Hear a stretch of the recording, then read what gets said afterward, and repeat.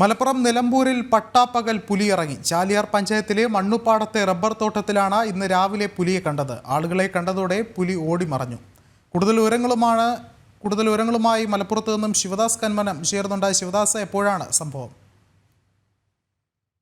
ഇന്ന് രാവിലെയാണ് മലപ്പുറം നിലമ്പൂരിൽ പട്ടാപ്പകൽ പുലി ഇറങ്ങിയത്. രാവിലെ ഏകദേശം 9 മണിയോടെയാണ് നിലമ്പൂരിൽ പുലി ഇറങ്ങിയത്. ചാലിയാർ പഞ്ചായത്തിലെ മണ്ണുപ്പാടത്തെ ഒരു റബ്ബർ തോട്ടത്തിലാണ് പുലിയെ കണ്ടത്. രാവിലെ ഈ ഭാഗത്തേക്ക് വന്ന തൊഴിലാളികളാണ് പുലിയെ കണ്ടത്. ഈ ടാപ്പിംഗ് തൊഴിലാളികളാണ് ഈ പുലിയെ കണ്ടത്. അതായത് ഇവർ ജോലിക്കായി ഇങ്ങോട്ട് വരികയായിരുന്നു. ആ സമയത്താണ് റബ്ബർ തോട്ടത്തിന് സമീപം പുലിയെ ഇവർ കണ്ടത്. അതിനുശേഷം ഇവർ ടാപ്പിംഗ് തൊഴിലാളികൾ ഓടി രക്ഷപ്പെടുകയായിരുന്നു. ആളുകളെ കണ്ടതോടെ പുലിയും ഓടി മറഞ്ഞു. മണ്ണ് റോഡിൽ പതിഞ്ഞ കാൽപ്പാടുകൾ പുലിയുടേത് തന്നെയെന്ന് വനം വകുപ്പ് ഉദ്യോഗസ്ഥരും സ്ഥിരീകരിച്ചിട്ടുണ്ട്. ഈ പ്രദേശത്ത് നമുക്കറിയാം, ഒരു വനപ്രദേശം കൂടിയാണ്. സമീപത്ത് തന്നെ വനം ഉണ്ട്.